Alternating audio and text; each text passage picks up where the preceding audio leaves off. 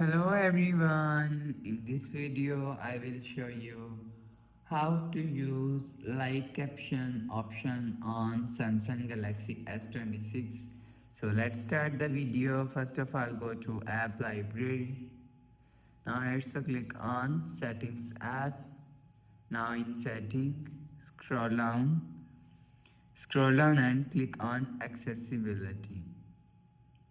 You will see accessibility is here, so click on accessibility. Now here you will see click on hearing enhancement.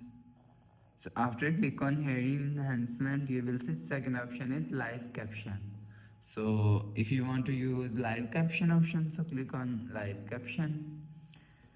Here you will see use live caption. So if you want to turn on live caption, so turn on this button, you will see live caption is turned on.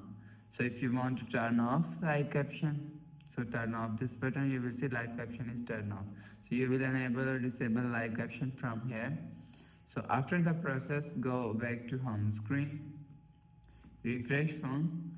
So that's how you can use live caption option on Samsung Galaxy S26.